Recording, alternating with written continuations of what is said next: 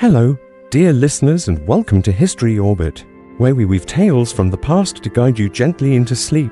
Close your eyes, take a deep breath, and picture yourself in a tiny medieval village where the air hums with the scent of burning charcoal and the rhythmic clang of hammer on anvil. If these stories spark your imagination, please consider hitting that subscribe button on History Orbit, just a small click, to join us on more journeys through time. Now settle into your cozy bed, adjust your pillows, and let's travel back to the year 800 AD, in the heart of Charlemagne's empire, where you awaken as an 8-year-old boy, thrust into the grueling life of a blacksmith's apprentice. Imagine this: your eyes flutter open, but there's no soft mattress beneath you, no warm blanket to pull closer. Instead, you're curled up on a pile of damp, scratchy straw, tucked into the corner of a smoky, dimly lit workshop. The air is thick with the acrid tang of burning charcoal, mingled with the sharp, metallic scent of hot iron. A deafening clang, the sound of a hammer striking an anvil, jolts you upright, your heart pounding in your small chest. You're not in the 21st century anymore. It's the year 800 AD, and you're an 8-year-old boy named Alaric, handed over by your father to become an apprentice to the village blacksmith. This is not a tale of heroic knights or gleaming swords, but of sweat, fire, and survival in a world that demands everything from you. The workshop is a simple structure, its walls made of rough-hewn timber, one side open to let out the choking smoke from the forge. The thatched roof above creaks faintly as a cold dawn breeze sneaks through the gaps. The fire in the center of the room roars, its flames licking hungrily at a pile of glowing coals. The heat hits you in waves, making your eyes water and your skin prickle. You're still groggy, your body aching from yesterday's labor, your first day here. Your father, a calloused farmer with hands rough as tree bark, had gripped your shoulders tightly as he left you here. Be grateful, Alaric, he'd said, his voice stern but tinged with something softer. Perhaps regret. This is your chance to learn a trade. You'll never starve. But now, huddled on this straw pile, staring at the towering figure of the blacksmith already at work, gratitude is the furthest thing from your mind. Fear courses through you, cold and sharp, like a blade against your spine. The blacksmith, Master Oswald, is a mountain of a man. His beard is thick and dark, streaked with ash, and his arms are corded with muscle earned through decades at the forge. He doesn't look at you as he barks, "Boy, stop lazing about. Get to the bellows." His voice is a low growl, like the rumble of distant thunder, and you scramble to your feet, nearly tripping over the hem of your thin linen tunic. The bellows are massive leather contraptions, their handles worn smooth by countless hands before yours. You've seen them used in passing, but never touched them. They're heavier than you expect, resisting your small frame as you tug at them. Harder. Oswald snaps, his eyes still fixed on the glowing rod of iron he's pulling from the fire. The fire's to cool for forging. You throw your entire weight into the task, your skinny arms trembling with effort. Within minutes, they burn with a deep, aching fire of their own, but you don't dare stop. You've heard whispers of apprentices beaten for less, their cries echoing through the village.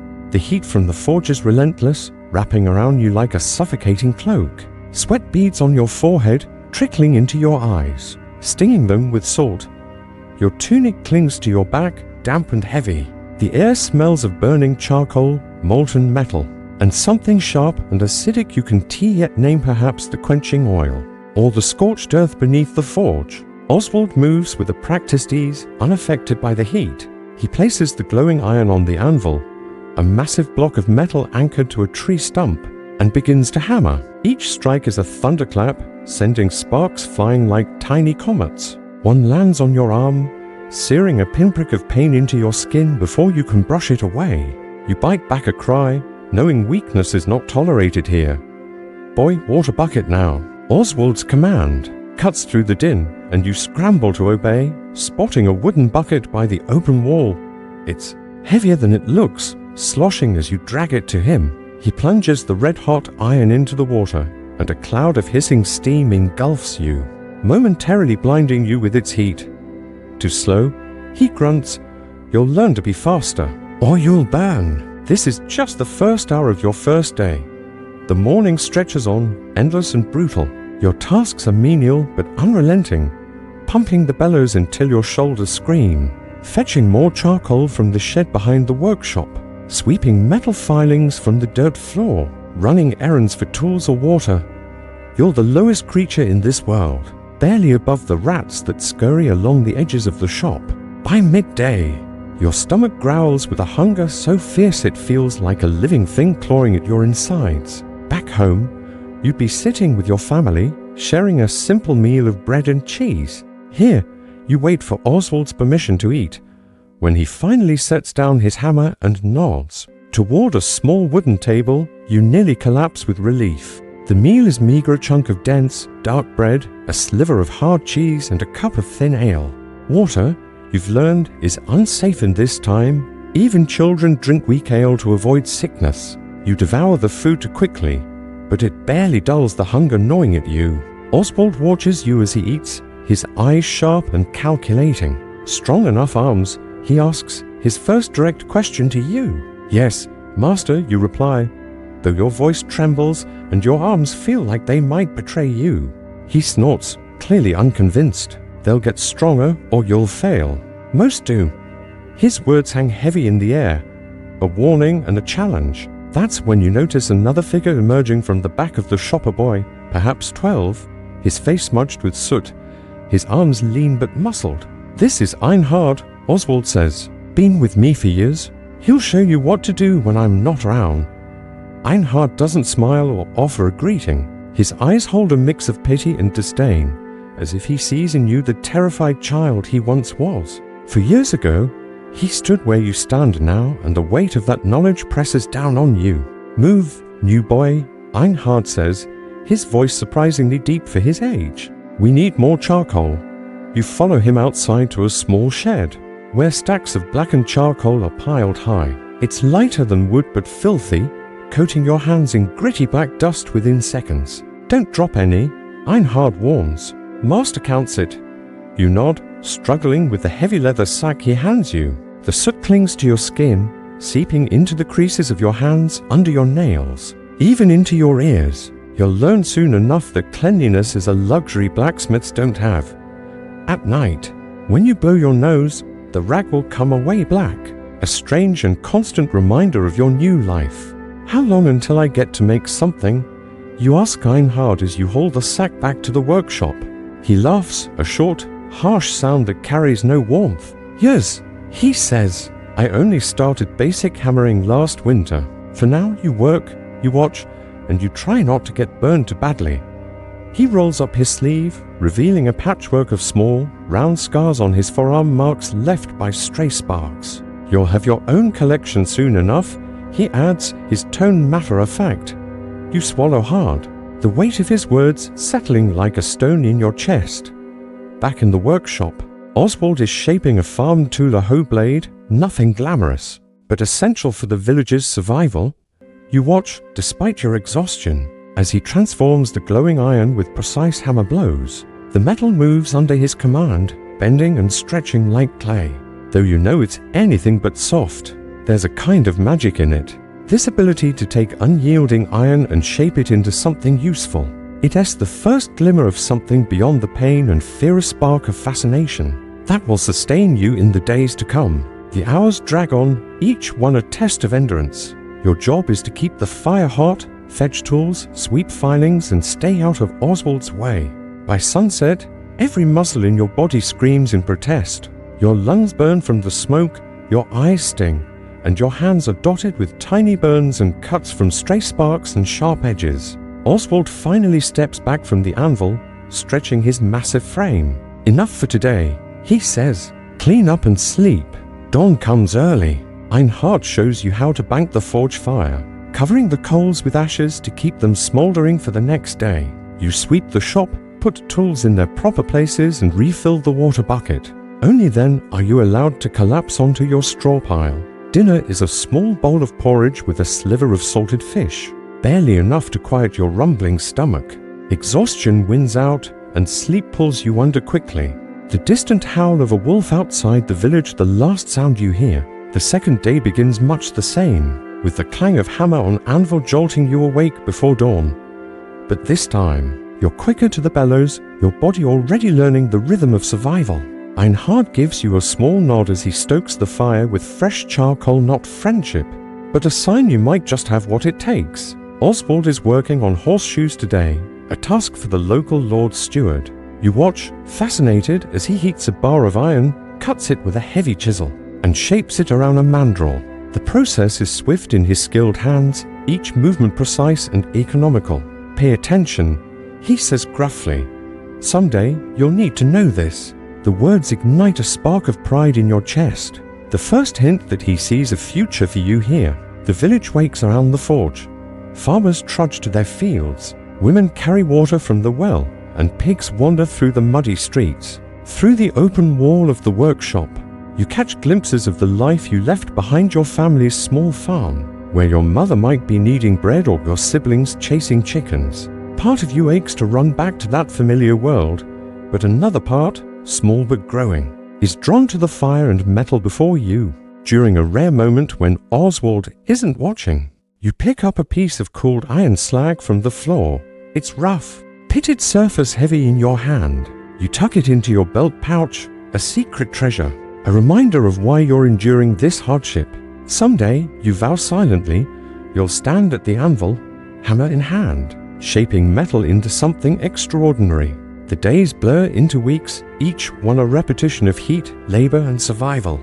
You learn to read the fire's moods when it's hungry for more air, when it's hot enough to make iron glow bright yellow-orange. You memorize the tools, the heavy striking hammer, the delicate punches, the long tongs that keep your hands from the flames. Oswald's lessons are sparse but sharp, delivered in grunts or curt commands. Cherry red's to cool, he says one day, pointing at a piece of iron. Strike it then, and it'll crack. Waste of effort. You nod, storing the knowledge away, knowing every word from him is hard-earned. Einhard, though still distant, becomes a guide of sorts. He shows you how to stack charcoal without wasting it, how to clean the anvil without scratching its surface, how to move quickly without tripping over your own feet. His scars tell stories he doesn't share, and you begin to see them not as marks of failure, but as badges of endurance. One evening, as you bank the fire together, he speaks without looking at you.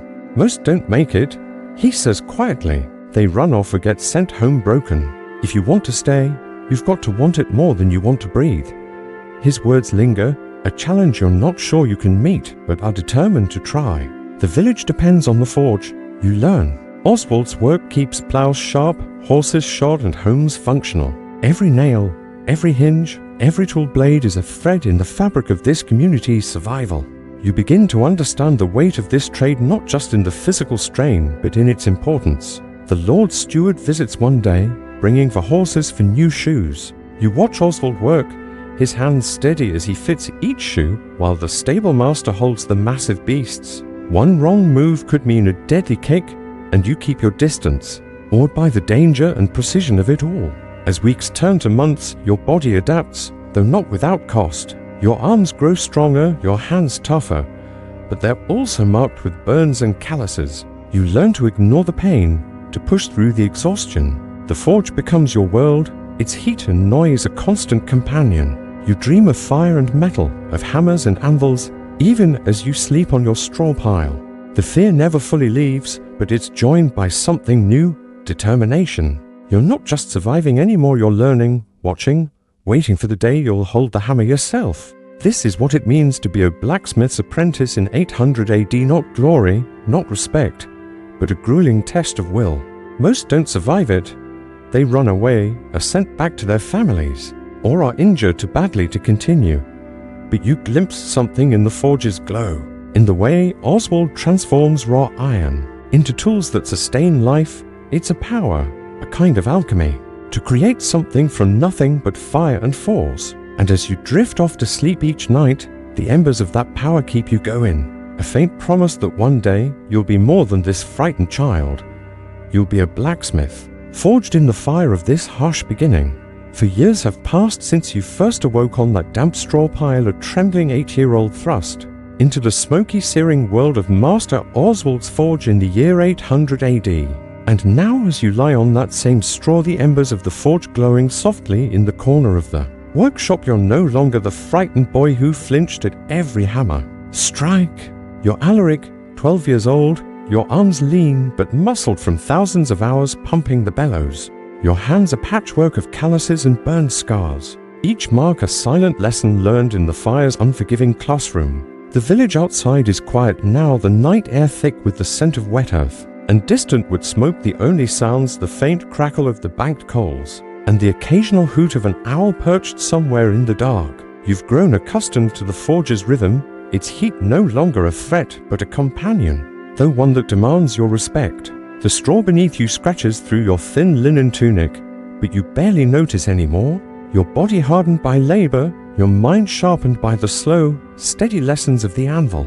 Tomorrow will be another long day, but for now as you drift towards sleep, let's step back into this world, where every spark tells a story and every ache in your young body is a step toward becoming something greater. The dawn comes early, as it always does, a pale grey light creeping through the open side of the workshop, casting long shadows across the dirt floor dusted with metal filings. You rise before Oswald's call, your body trained to wake at the first hint of morning, and you move to the forge, stirring the coals to life with a practiced hand. The bellows are no longer a struggle, the heavy leather handles yielding to your steady pulls, the fire responding with a low roar as flames leap upward, painting your face with heat. The air smells of charcoal and molten iron, a scent that clings to your skin, your hair, your very breath. You're not the lowest in the workshop anymore, not since Willem arrived. A scrawny 7-year-old with wide, fearful eyes who reminds you of the boy you once were. You're a senior apprentice now, trusted with more than just fetching water or sweeping the floor. And the weight of that role settles on your shoulders as you prepare the forge for the day. Work. Oswald is already there, his massive frame bent over a wooden table, inspecting a pile of iron bars brought by a merchant yesterday. His beard, streaked with ash and grey, catches the firelight as he grunts, "Alaric, get the fire hotter. We're making hinges today." It's the first time he's used your name so early in the morning, a small sign of the trust you've earned over for grueling years, and it sends a quiet thrill through you, though you keep your face blank, knowing better than to show pride in his presence. You pump the bellows harder, watching the coals shift from dull red to bright orange, the heat rolling over you in waves that make your eyes sting and your tunic cling to your back. The village is waking outside, the clatter of buckets and the lowing of cattle drifting through the morning mist.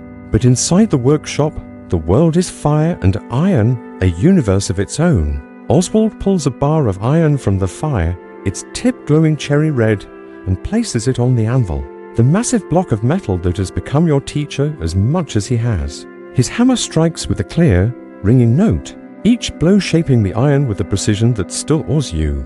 "Hold the tongs," he says, and you step forward, gripping the heavy iron tongs to steady the metal as he works.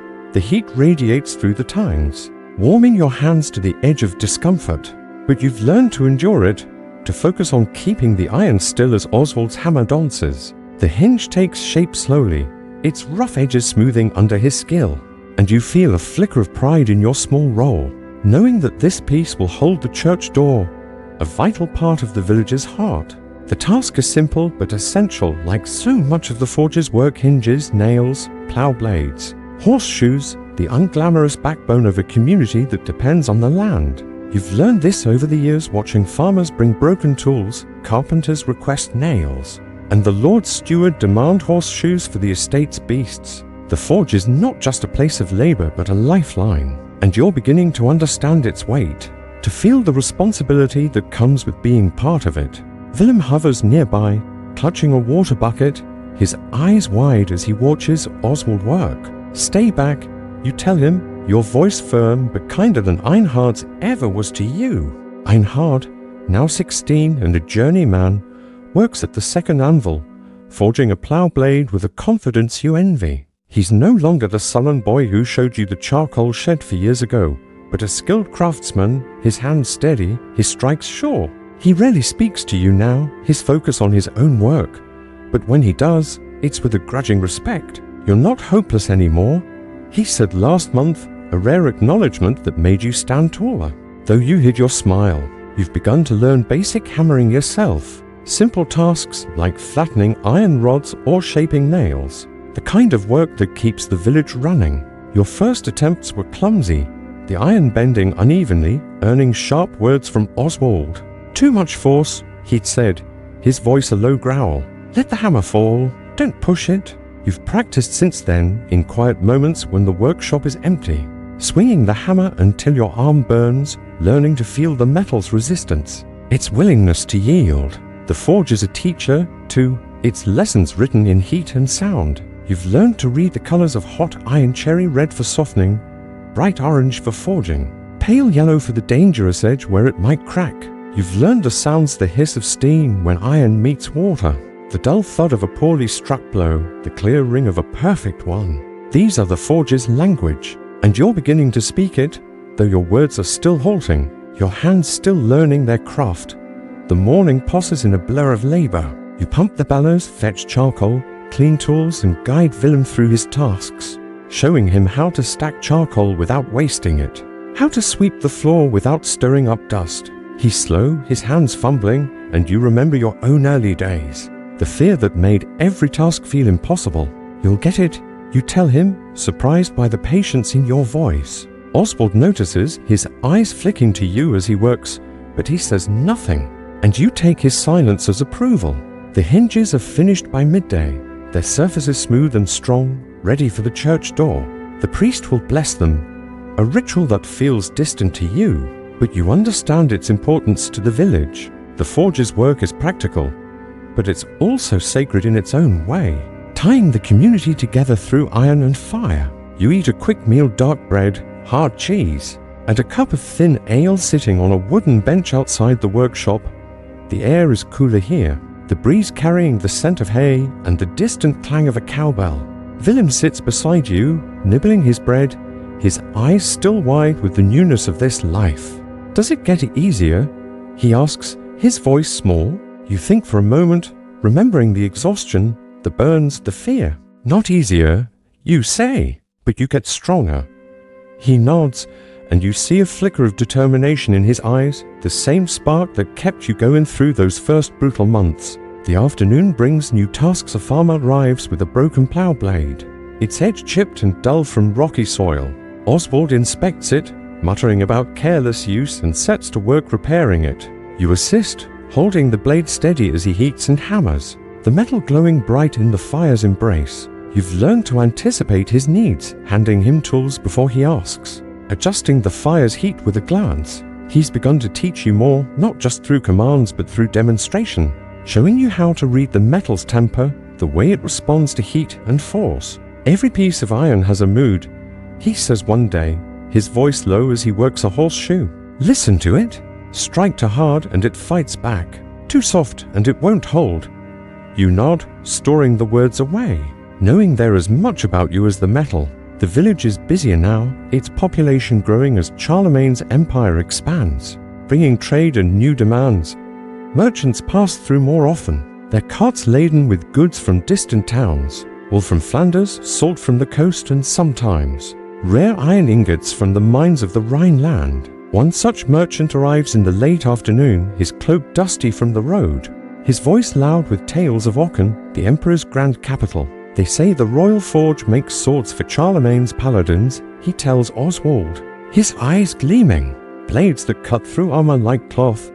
You listen, your hands still on the bellows, your heart racing at the thought of such a place. Aachen feels like a myth, a city of stone and splendor far beyond your muddy village, where blacksmiths work for kings, not farmers. The merchant's words plant a seed in your mind, a dream that feels impossible but burns brighter than the forge itself. That evening, as you bank the fire, you find a small piece of iron slag in the corner of the workshop, a twisted, useless scrap. But to you, it's a treasure. You slip it into your belt pouch, a secret talisman, a promise to yourself that one day you'll forge something worthy of the distant city.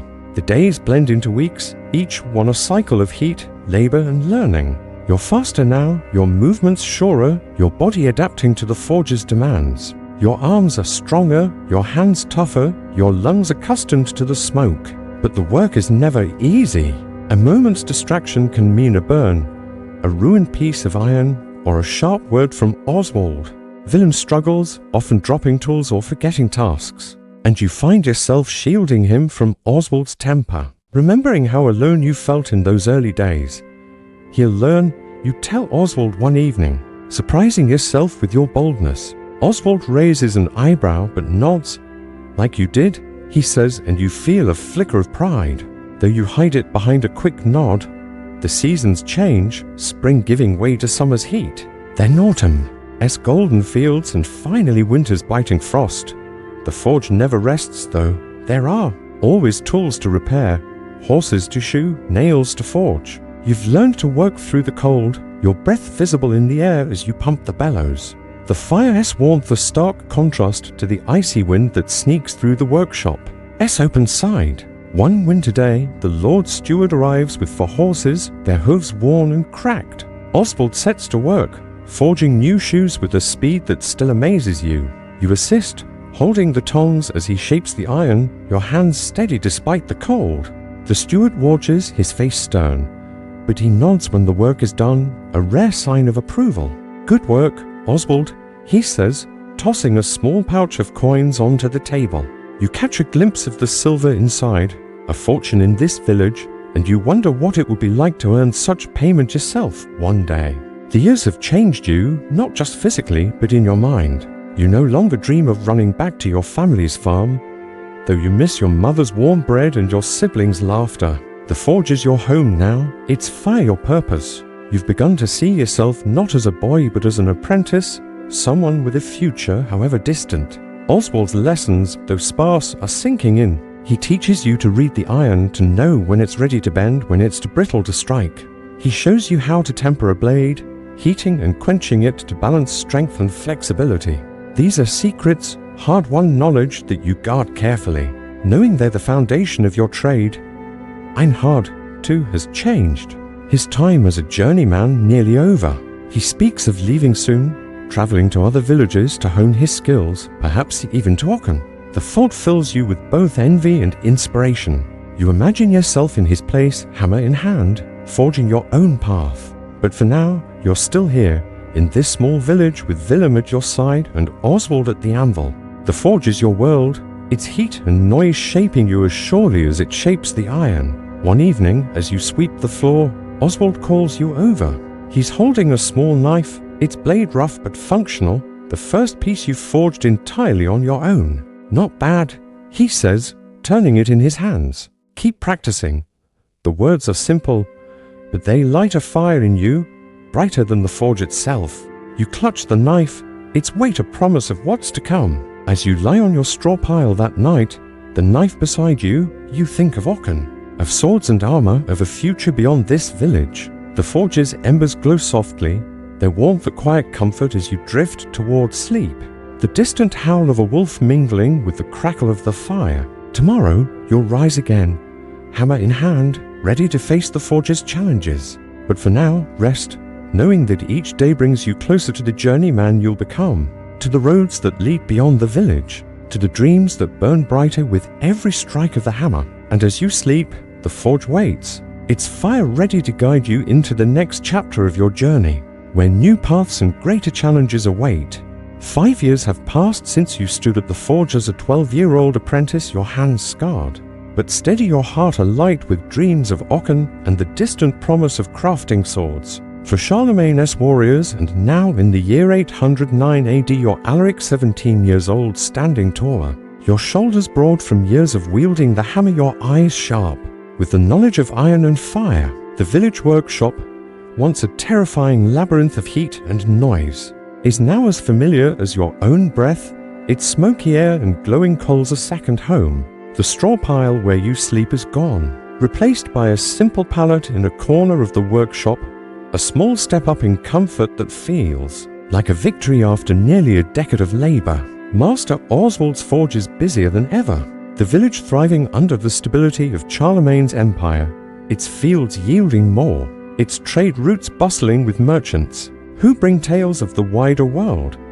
You're no longer the boy who pumped the bellows or swept the floor, but a journeyman, tested and proven, ready to take the next step in your craft. The fire's glow beckons, its warmth wrapping around you as you prepare for a day that will mark the end of one chapter and the beginning of another.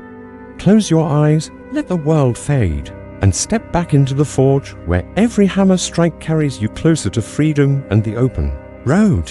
The dawn light filters through the open side of the workshop, painting the dirt floor with soft grey streaks, the air heavy with the scent of charcoal and the faint sweetness of dew-soaked hay. From the fields beyond, you rise from your pallet, your linen tunic stiff with sweat and soot, and move to the forge, stirring the coals with a long iron rod, coaxing the fire to life with a practiced ease. The bellows hum under your hands, their rhythm as natural as breathing, and the flames leap upward, casting flickering shadows across the anvil. Oswald is there, as always, his massive frame bent over a wooden table, sorting through a pile of iron bars for today's work. His beard is grayer now, his movements slower, but his eyes are as sharp as ever, watching you with a mix of scrutiny and something softer, perhaps pride. Alaric, he says, his voice a low rumble, today's the day. The sword, your heart skips, though you keep your face calm, nodding as you've learned to do. The sword is your final test, the culmination of 9 years under Oswald's roof. A chance to prove you're ready to leave the village as a journeyman blacksmith. You've dreamed of this moment, practiced for it in stolen hours, hammering scraps of iron into crude blades, learning the delicate balance of strength and flexibility.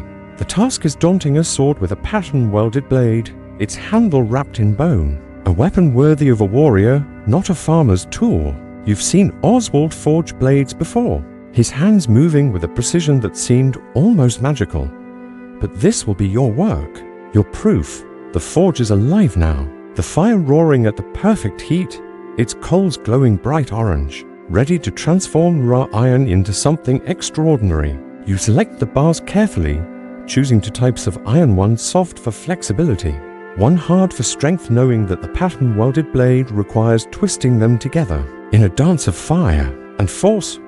Oswald watches, silent but present, his eyes following every move as you heat the bars, their tips glowing bright in the fire's embrace. You pull them out with the tongs, their heat radiating through the iron to your hands, and place them on the anvil, your hammer ready. The first strike is tentative, the metal resisting, but you find the rhythm, each blow ringing clear, the iron beginning to melt under your command. Sparks fly, tiny comets that sting your arms but don't distract you, your focus absolute. Oswald steps closer, his shadow falling over you, and for a moment you fear he'll stop you, point out a flaw, but he only nods, a rare gesture that fuels your determination. The process is slow, the iron demanding patience as you twist the heated bars together, folding them to create the rippling pattern that will make the blade both beautiful and deadly. Hours pass, the workshop a blur of heat and noise. Willem, now 11 and more confident, working the bellows while you hammer, his eyes wide with awe at the blade taking shape. The handle is next, a piece of bone you've carved in quiet moments, its surface smooth to fit a warrior's grip. You fit it carefully, securing it with iron pins, your hand steady despite the exhaustion creeping into your arms. By evening, the sword is complete, its blade gleaming in the firelight, its edge sharp enough to slice through leather with a whisper. Oswald takes it, turning it in his hands, his face unreadable. Good, he says finally, and the single word feels like a crown. You're ready. The sword is sold to a passing merchant, its price enough to fund your journey as a journeyman, a tradition that will take you beyond the village to hone your craft. The next morning, Oswald hands you his old hammer, its handle worn smooth by years of use, a gift that carries more weight than words. Go, he says, his voice gruff but not unkind. Learn. Come back when you're a master. You nod, your throat tight, and pack a small bundle, your tunic, a cloak, the iron slag you've kept as a talisman since you were 12, and the hammer, its weight a promise and a burden. The village feels smaller as you step onto the muddy path, the forge's smoke fading behind you, the open road stretching ahead. Your first stop is a nearby village, a day's walk through fields and forests, where a farmer needs a cartwheel repaired. You set up a temporary forge, using skills you've honed under Oswald, shaping new iron bands to strengthen the wheel. The farmer pays you with a loaf of bread and a few copper coins, a small fortune for a boy who once lived on scraps. The work is familiar, but the freedom is new, the road a canvas for your ambitions. You sleep under the stars that night, the ground hard but the sky vast. Its constellations are mapped to guide you. The next weeks take you further, to a monastery perched on a hill, its stone walls stark against the green. The monks need a new bell, and you work alongside their smith, a quiet man named Brother Anselm, who teaches you to cast bronze, a skill Oswald never practiced. The bronze is softer than iron, its glow warmer, and you learn to pour it into molds, the liquid metal hissing as it cools.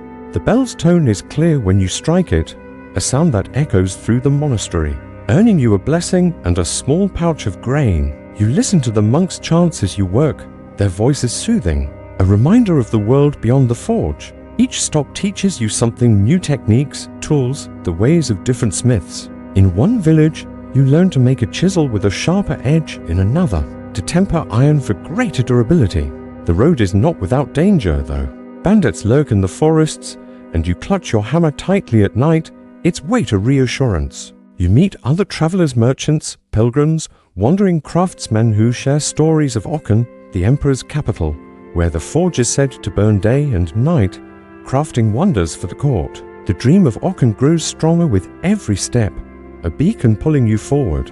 One evening, as you camp by a river, a merchant approaches, his cloak rich with embroidery, his voice smooth with the confidence of wealth. "I've seen your work," he says, eyeing the small knife you forged for a farmer. "Come to Aachen.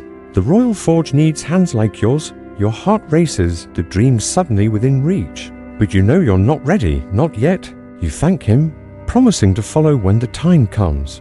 And he leaves you with a silver coin and a name: Master Dietrich, the head of the royal forge. The coin is heavy in your pouch, a tangible piece of your ambition, and you clutch it as you drift to sleep. The river's murmur blending with the memory of the forge's fire.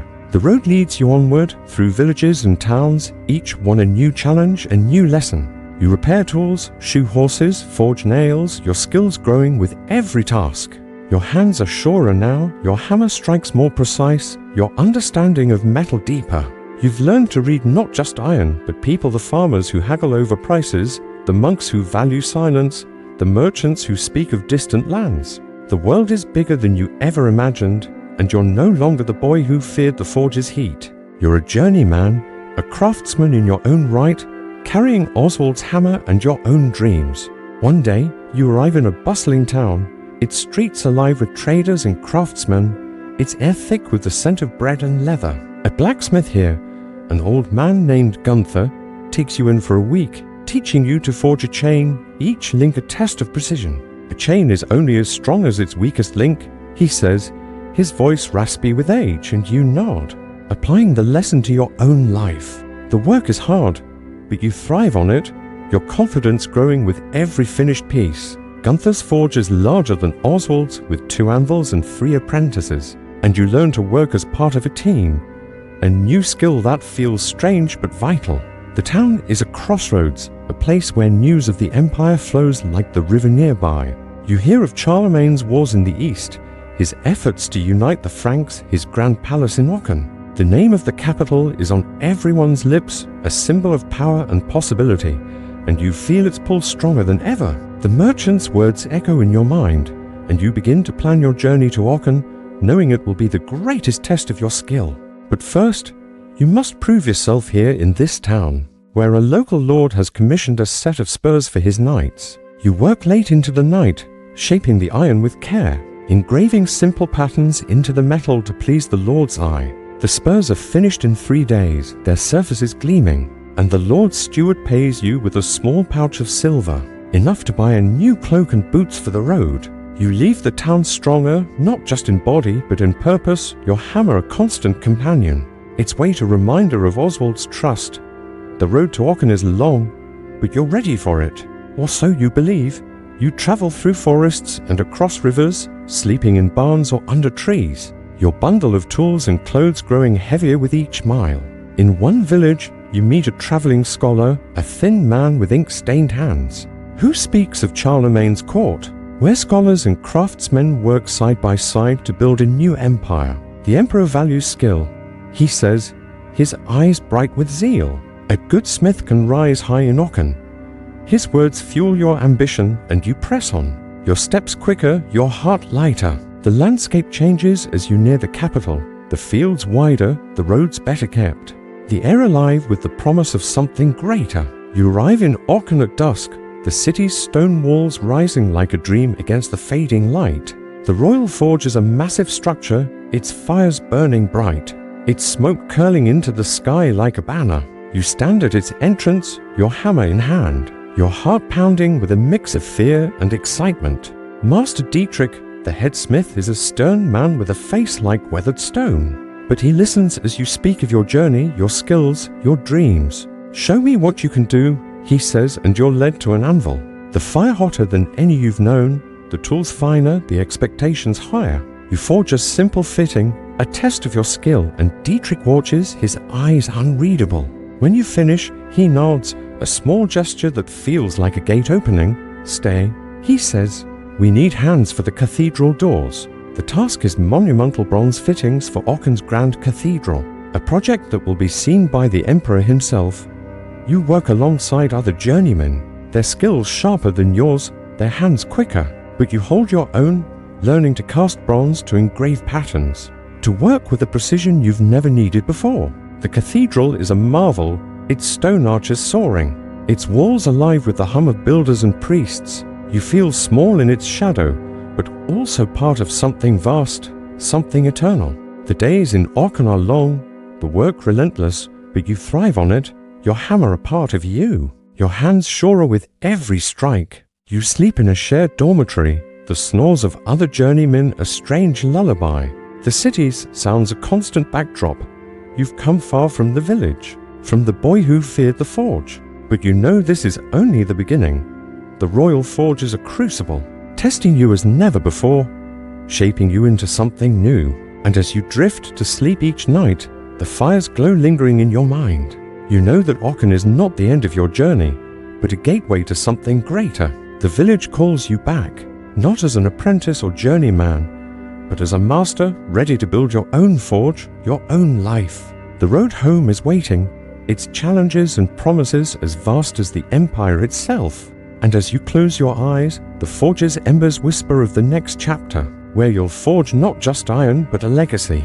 7 years have passed since you stood at the gates of Aachen, a 17-year-old journeyman clutching Master Oswald's hammer, your heart pounding with the thrill of forging bronze fittings. For Charlemagne's cathedral in the year 809 AD, and now in 816 AD you're Alaric 24 years old now, longer a wanderer but a man with a purpose. Standing in the village of Frillingen, where the air smells of fresh-cut hay, and the distant clang of sheep bells echoes through the rolling hills. The Royal Forge of Aachen sharpened your skills, broadened your world, but it was a crucible to vast, to fleeting for a man seeking a home. And so you've returned to the quieter rhythms of village life, ready to build your own forge, your own legacy.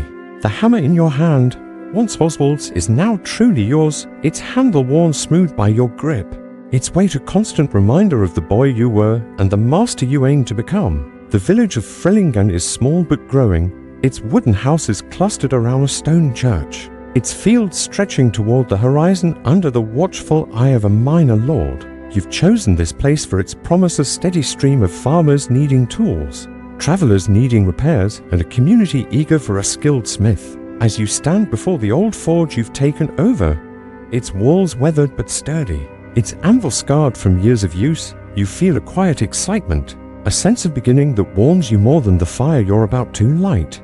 Close your eyes, let the world soften around you, and step into Frillingen, where the forge's glow will shape not just iron but a life, a family, a future. The morning is crisp, the sky a pale blue streaked with clouds, the air carrying the scent of damp earth and blooming wildflowers as you approach the forge. Your tools bundled in a leather sack slung over your shoulder. The workshop is smaller than Oswald's, its thatched roof sagging slightly, its dirt floor packed hard by the feet of smiths long gone.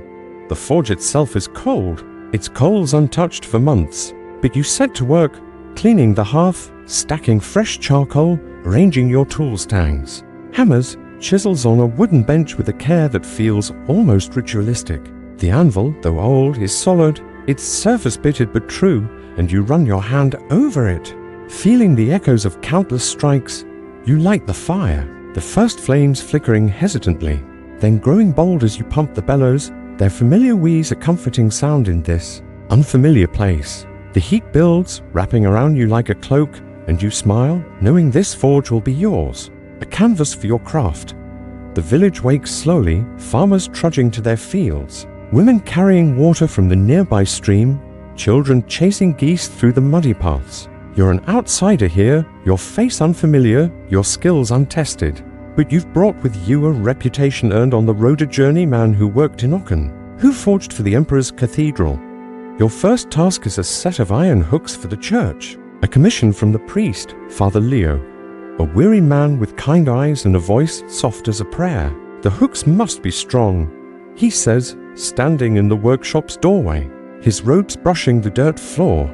The church's tapestries are heavy, woven in Cologne. You nod, already picturing the work, and set to heating an iron bar, its tip glowing cherry red in the fire's embrace. The hammer feels lighter in your hand now, your strikes surer than they were in Aachen, each blow shaping the iron with a precision honed by years of travel and toil.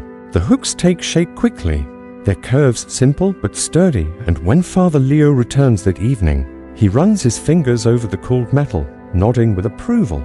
Good work, Alaric, he says, handing you a small pouch of copper coins.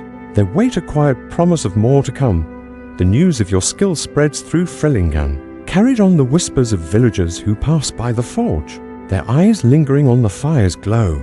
A farmer arrives the next day, his plough blade chipped from rocky soil, and you repair it, heating and hammering with a confidence that surprises even you. The farmer pays with a sack of barley, a practical currency in this village, and you store it in the corner of the workshop, already planning to trade for a better cloak. Days turn to weeks, each one filled with small tasks: nails for a carpenter, a hinge for a barn door, a horseshoe for a traveler's mare.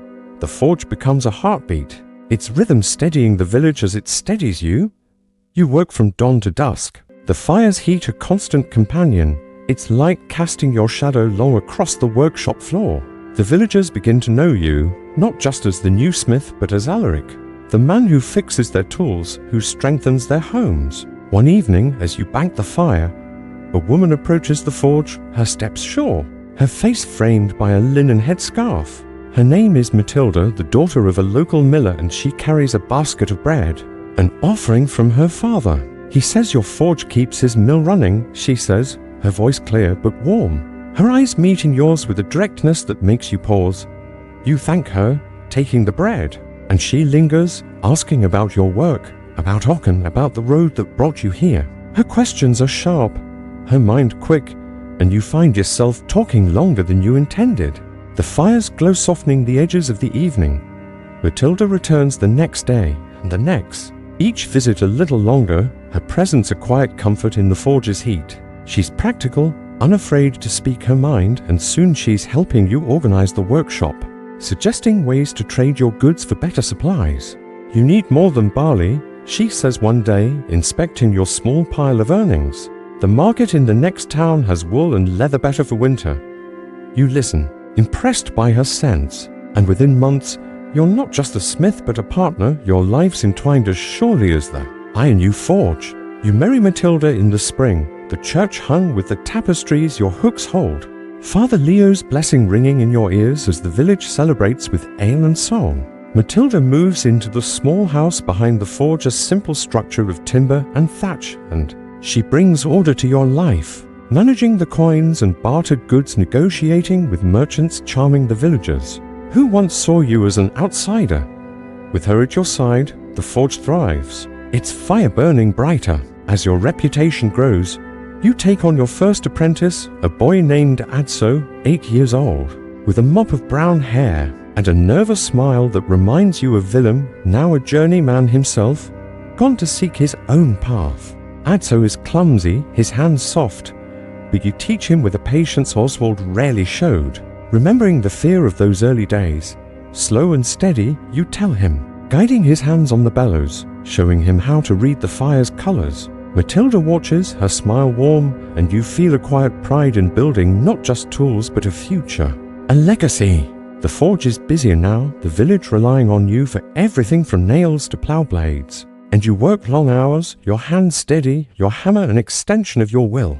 One day, a messenger arrives from Aachen, his cloak bearing the emperor's seal. His voice sharp with authority. The court needs a reliquary, he says, a box to hold holy relics for the Pope's visit. Your heart races at the thought work for the emperor, for the Pope, a task that could cement your name in the empire's history.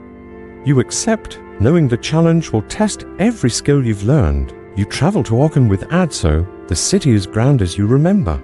Its cathedral soaring against the sky, its streets alive with scholars, warriors, and craftsmen. The royal forge is a hive of activity, Master Dietrich still at its head. His face more lined, but his eyes as sharp as ever. You work alongside other smiths, crafting a reliquary of bronze and iron. Its surface engraved with intricate patterns that take days to perfect. Adso watches, learning as you did, his one mirroring your own from years ago. The reliquary is finished in time for the Pope's arrival. Its gleaming surface drawing gasps from the court, and Dietrich claps you on the shoulder. A rare gesture. You've done well, he says, and you feel the weight of his words, a confirmation of your skill. You return to Frelingen with a purse of silver and a name that now carries weight beyond the village. Matilda greets you with a smile, her hands busy with a ledger of the forge's earnings, and you realize how much you've built together: a home, a business, a life. The forge is no longer just a place of work, but a cornerstone of Frelingen. It's fire a beacon for the community. You teach Adso more each day, showing him the secrets of the forge, the way iron bends and holds, the way fire speaks. You're stricter than you mean to be sometimes, but kinder than Oswald was, and Adso learns quickly, his hands growing steadier, his eyes brighter with each lesson. Matilda manages the forge's accounts, her practicality balancing your ambition, and together you plan to expand to hire another apprentice to take on larger commissions. The village feels like home now, its muddy paths familiar, its people your people. You walk to the church on Sundays, Matilda's hand in yours. The hooks you forged still holding the tapestries, a quiet reminder of your first days here. The years have shaped you, just as you've shaped the iron, and you feel a deep satisfaction, a sense of having found your place. But the forge is never still, and neither are you. A new commission looms, one that will draw you back to the wider world, to the ambitions you've carried since you were a boy clutching a piece of iron slag. As you lie in bed beside Matilda, the forge's embers glowing faintly outside, you think of the future, of the legacy you're building, of the challenges yet to come. The fire waits its warmth, the promise of greater things, and as you drift towards sleep, you know that the next chapter will test you in ways you can't yet imagine, forging not just iron, but a name that will echo through the ages. 6 years have passed since you first lit the forge in Frelingen, a 24-year-old former journeyman fresh from Aachen's grand fires, your hammer heavy with the weight of Master Oswald's trust, and your own ambitions, and now, in the year 822 AD, you're Alaric, 30 years old, standing at the heart of a thriving workshop that pulses with the life of the village. It's fire a beacon for farmers, merchants, and even nobles who seek your skill in Charlemagne's vast empire. The forge you took over, once a crumbling relic, is now a sturdy haven of timber and stone, its thatched roof replaced with slate. It's half wider to accommodate the growing demands of your craft, your hands scarred and calloused from nearly 2 decades of iron. And fire move with a master's confidence, shaping metal as easily as breath, while your wife Matilda manages the forge's accounts with a sharpness that keeps your business flourishing. The village of Frelingen has grown around you, its muddy paths now lined with more homes, its fields richer under the emperor's peace, and your forge is no longer just a workshop, but the cornerstone of a community that depends on your skill. As you stand before the anvil, the familiar glow of the fire warming your face, you feel the weight of your journey from a frightened boy to a master smith, a husband, a teacher, a man whose name is whispered beyond the village. Close your eyes. Let the world fade into the soft crackle of the forge and step back into Frelingen, where every hammer strike builds not just tools but a legacy that will outlast you. The morning is cool, the air sharp with the scent of autumn leaves and distant wood smoke. As you step into the forge, the coals already glowing from the night's careful banking their heat, a quiet promise of the day's work.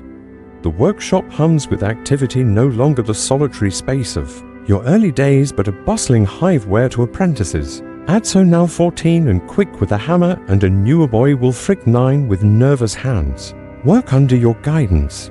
The bellows wheeze as Adso pumps them, his movements sure, his face smudged with soot, but bright with focus, while Wulfric sweeps the floor, his eyes darting to the fire, with a mix of fear and fascination that reminds you of your own beginnings. You've expanded the forge, adding a second anvil, and a larger hearth to handle the growing commissions, and the walls are lined with tools, tongs, chisels, punches, each one placed with care, a testament to the order Matilda brings to your life. The village wakes outside, the clatter of carts and the lowing of cattle drifting through the open side of the workshop, but your world is here, in the heat and rhythm of the forge, where iron bends to your will. Today's task is a set of weapons for Count Gerald, a local lord whose lands stretch beyond Frelingan, his men needing swords and spearheads for the Emperor's campaigns in the east. The commission is your largest yet, a test of your skill and your ability to lead, and you feel a quiet thrill as you select the iron bars. Their surface is rough but full of potential. You heat the first bar, its tip glowing bright orange in the fire's embrace, and begin to hammer, the anvil ringing with each strike, the sound a clear note that echoes through the workshop. Adso watches, learning as you once watched Oswald, while Wulfric keeps the fire hot, his small hands trembling on the bellows but growing steadier with each day. The sword blade takes shape slowly, its edge sharp, its balance perfect, and you feel a surge of pride as you quench it in oil, the hiss of steam filling the air with a sharp, acrid scent. Matilda enters the forge as you work, her ledger tucked under her arm, her eyes scanning the growing pile of weapons with a practical gaze. "The Count's steward will be here tomorrow," she says, her voice calm but firm. "We'll need 10 swords and 20 spearheads by then." You nod, trusting her to manage the details, knowing her calculations keep the forge profitable. She's more than your partner now, she's the backbone of your business, negotiating with merchants, tracking supplies, ensuring the silver and bartered goods flow as steadily as the iron you shape. Her presence steadies you, grounding your ambitions in the reality of coin and trade, and you share a glance, a silent agreement that this commission will elevate your name further. The days are long, the work relentless, but you thrive on it, your hands moving with a precision honed in Ocken, your mind sharp with the lessons of the road. The swords are finished first, their blades gleaming in the firelight, each one tested for balance and strength. The spearheads follow, their points wickedly sharp, designed to pierce armor in the Emperor's wars. Count Gerald's steward arrives as promised, a tall man with a stern face, his cloak heavy with the dust of travel. He inspects the weapons, running his fingers along the blades, testing their edges with a callous thumb. "Fine work," he says, his voice grudging but impressed, and he hands you a purse of silver, its weight heavier than you expected. The coins will buy more iron, more charcoal, perhaps even a third apprentice, and you feel a quiet satisfaction as you hand the purse to Matilda, her smile a reward greater than silver. The forge's reputation grows, carried on the words of travelers and merchants who pass through Frelingan, their carts creaking under the weight of goods from across the empire.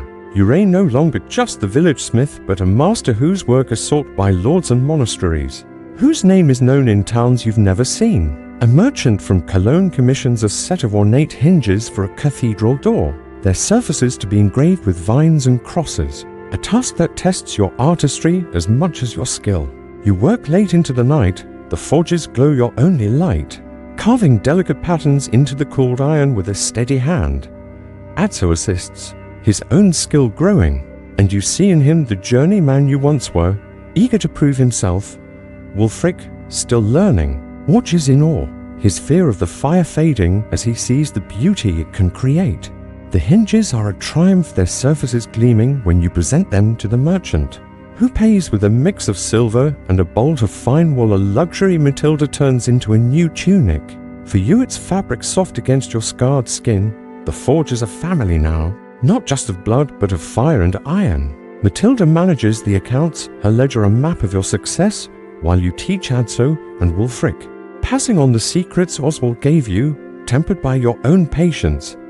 Adso is quick, his hands steady as he forges nails, his ambition a mirror of your own, while Wulfric is slower but determined, his small frame growing stronger with each day.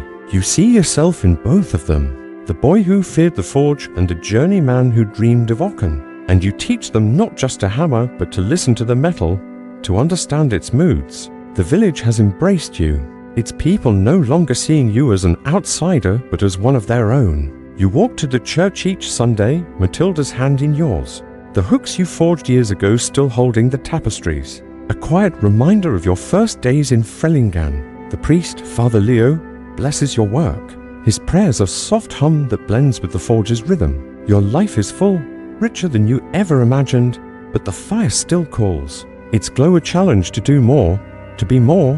One spring morning, a messenger arrives from Ocken, his horse lathered from a hard ride, his cloak bearing the emperor's seal. The court summons you, he says, his voice formal. They need a master smith to oversee the forging of weapons for the Emperor's guard. Your heart races, the dream of Ocken rekindled, but it's tempered now by the life you've built, Matilda, the forge, your apprentices. You glance at her, her eyes steady, and she nods. A silent agreement that this is your chance to shine on a larger stage. You travel to Ocken, leaving Adso in charge of the forge, his skill enough to keep it running under Matilda's watchful eye. The city is as grand as you remember, its cathedral towering, its streets alive with the hum of power. The royal forge is vast, its fires burning day and night, its smiths crafting weapons and armor for Charlemagne's armies. You work under Master Dietrich once more, his hair now fully grey, his hands slower but his mind as sharp as ever. The task is to forge a set of swords for the Emperor's elite guard, each blade a masterpiece of balance and strength, their hilts engraved with the Empire's symbols. You pour every skill you've learned into the work, your hammer singing as it shapes the iron, your hands steady despite the pressure of the court size. The swords are finished in weeks, their blades gleaming, their edges deadly, and Dietrich presents them to the Emperor's steward, who nods with approval. Your name will be remembered, he says, and you feel a surge of pride, knowing your work will be preserved in the royal armory, a legacy in iron. You return to Frellingan, your purse heavier, your reputation greater. But it's the sight of Matilda waiting at the forge, her smile warm, that feels like home. The village has grown in your absence, its fields richer, its market busier, and your forge is now a hub, drawing craftsmen and apprentices from neighboring towns. You take on a third apprentice, a girl named Edith, her hands small but eager, a rarity in a trade dominated by men. Matilda supports her, teaching her to read the ledger as well as the fire. And you see in Edith a spark of your own ambition. The forge is a family, a community, a legacy, and you feel its weight as you work. Your hammer shaping not just iron, but the future. You and Matilda have a son now, Gerald, 2 years old. His laughter a new sound in the house behind the forge, and a daughter, Adela, born last winter, her cries a soft counterpoint to the anvil's ring. Matilda manages the children and the forge's accounts with equal skill. Her presence a steady flame in your life. The village thrives, its people proud of their smith, and you feel a deep contentment, a sense of having built something lasting. But the empire is vast and its demands are endless. A new commission looms, one that will test your forge's strength, your family's resolve, and your own heart. As you lie in bed, Gerald soft snores beside you. The forge's embers glowing faintly outside, you think of the future, of the legacy you're forging for your children, for Frellingan, for the Empire. The fire waits, its warmth the promise of greater challenges, and as you drift towards sleep, you know the next chapter will demand everything you've become, forging a name that will burn bright through the ages. 32 years have passed since you stood at the heart of Frellingan's thriving forge, a 30-year-old master smith whose name echoed through the village and beyond. Your hammer shaping iron, and destiny alike in the year 822 AD, and now in 850 for AD, your Alaric, 62 years old, your hands gnarled from decades of fire and metal, your back stooped from countless hours at the anvil, yet your heart still warmed by the forge's glow, a constant companion through a life forged in hardship and triumph. The village of Frellingan has grown into a bustling hub, its fields rich, its market alive with traders from across Charlemagne's empire, now ruled by his heirs, and your forge stands as its cornerstone, a place of creation and community, its fire a beacon that has guided you from a frightened boy to a revered master. Your wife, Matilda, now grey-haired but sharp as ever, sits by the hearth in your home, her ledger long replaced by the hands of your children, Gerald and Adela, who have carved their own paths. In the village, your apprentices, Adso, Wulfric and Edith, are masters themselves, some with forges of their own, carrying your teachings into the world. As you stand before the anvil, its surface worn smooth by your hammer, you feel the weight of a life well lived, a legacy etched in iron and memory. Close your eyes, let the world fade into the soft crackle of the forge, and step back into Frillingan one last time, where the fire's glow tells the final chapter of your story, a tale of endurance, craft, and the quiet beauty of a life forged in flame. The morning is gentle, the air cool with the promise of winter, carrying the scent of frost and distant wood smoke as you step into the forge. Its walls sturdy from years of repair, its hearth wide and warm, tended by a new apprentice, Thomas, a lanky boy of 8 with eyes wide as the moon, his hands trembling as he pumps the bellows for the first time. The forge is quieter now, the frenetic pace of your youth softened by age, but it still hums with life, its coals glowing a steady orange, their heat a familiar embrace against the chill. Your hands, once quick and strong, move slower now, each strike of the hammer deliberate, measured. The anvil's ring softer, but no less true. The village wakes around you, the clatter of carts and the chatter of women at the well drifting through the open side of the workshop, a sound as comforting as the fire itself. You're forging a simple tool today, a hoe blade for a farmer whose fields feed Frillingan, and though the work is routine, it carries a weight, a reminder of the countless tools you've crafted, each one a thread. In the village's tapestry, Thomas watches, his hands clumsy on the bellows, and you smile. Remembering your own first days under Oswald's stern gaze, the fear that gave way to fascination, the burns that became badges of your craft. Steady, Thomas, you say, your voice rough with age but kind, a tone you've honed over decades of teaching. The fire needs patience like you. He nods, his cheeks flushed with effort, and you see in him the boy you were, the boy who clutched a piece of iron slag and dreamed of Aachen. The forge has changed since those early days in Frillingan, its walls reinforced with stone, its roof tiled to withstand the winter snows, but its heart remains the same, the fire, the anvil, the hammer. That has been your companion since Oswald handed it to you 46 years ago. You've built a life here, not just a forge, and the village knows it. Their faces familiar as they pass by, their voices calling your name with respect, not fear. Matilda joins you at midday, her steps slower now, her hands marked by years of work, though she still carries herself with the quiet strength that won your heart. The market's busy today, she says, setting a loaf of bread and a wedge of cheese on the wooden table. Gerald's trading wool, Adela's at the mill. Your children have grown strong. Gerald, now 10, a sturdy boy learning to trade of a merchant. Adela, 8, quick-witted like her mother, helping at the mill her grandfather once ran. You nod, grateful for Matilda's updates, her ability to weave your family into the village's rhythm as surely as you weave iron into tools. The forge is a family effort, though you no longer bear its full weight alone. Adso, now a master smith in a nearby town, visits often, his own apprentices trailing him, eager to learn from the man who learned from you. Wulfric has his own forge in Frillingan, his work focused on horseshoes and cart fittings, while Edith, rare among women smiths, has travelled to Cologne, her skill with engraving earning her a place in the cathedral's workshops. You're proud of them, your apprentices, your children in craft, and you see in their work the echoes of your own, a legacy that stretches beyond the village. The day's work continues, the hoe blade taking shape under your hammer, its edge sharp enough to cut through soil, its surface smooth enough to please the farmer who commissioned it.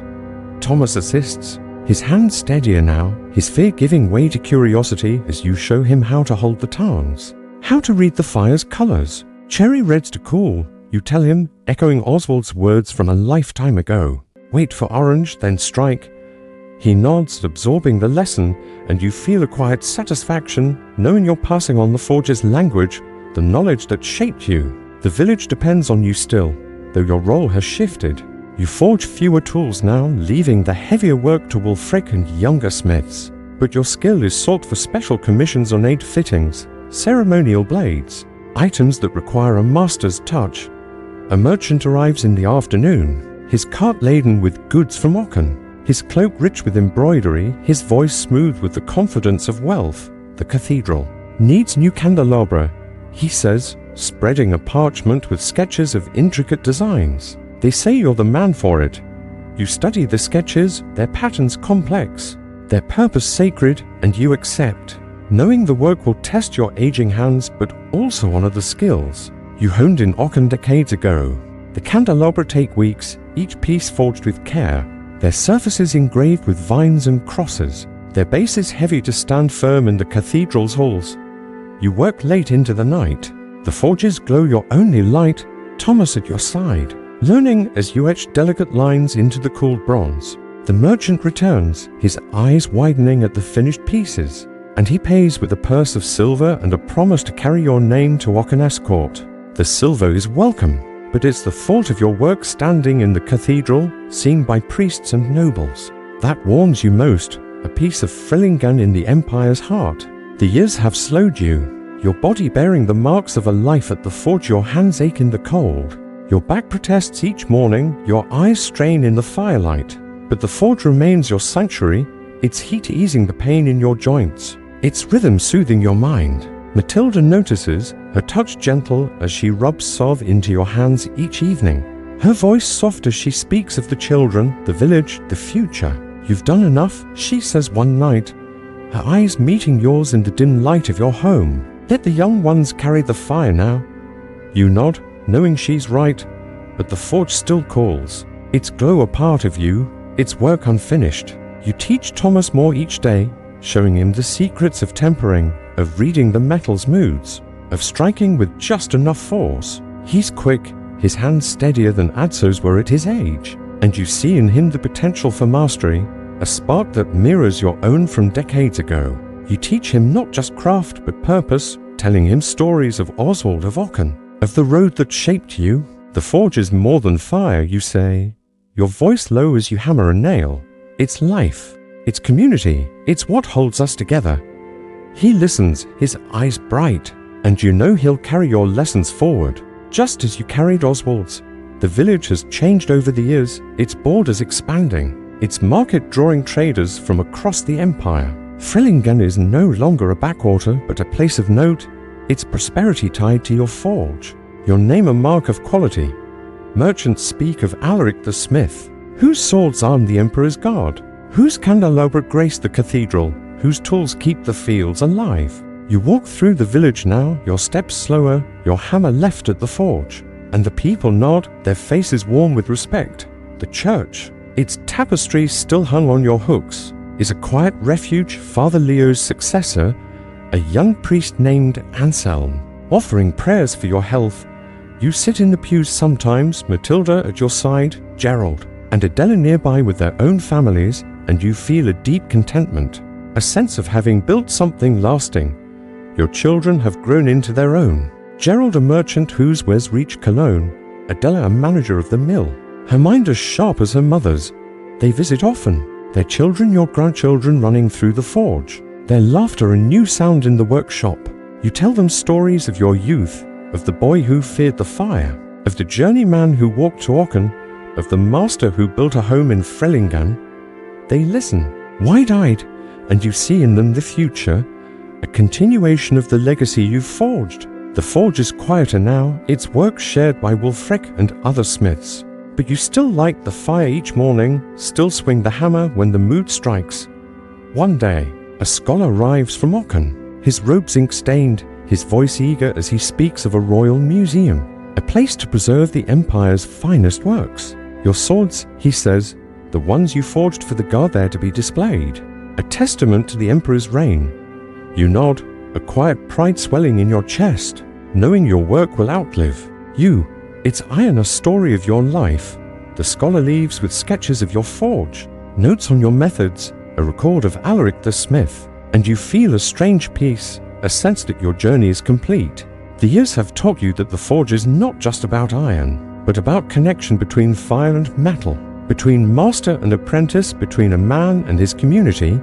You see it in Thomas, who forges his first knife under your watchful eye, his hand steady, his blade rough but promising. You see it in Matilda, who sits by the hearth, her ledger closed, her smile a reflection of your shared life. You see it in Frelingan, its fields green, its people strong, its future bright. The fire has shaped you just as you've shaped it, and as you stand before the anvil one last time, your hammer heavy in your hand, you feel the weight of a life well lived. The forge's glow is softer now, its heat gentler, but it still warms you, still speaks to you. A final lesson in a lifetime of learning. As you lie in bed that night, Matilda's hand in yours, the distant crackle of the forge blending with the wind outside, you close your eyes, knowing the fire will burn on in the hands of those you've taught, in the tools you've made, in the legacy you've forged. The village sleeps, the empire endures, and you drift into a final, peaceful rest. Your story complete, a tale of iron and fire that will linger in Frelingan's heart forever.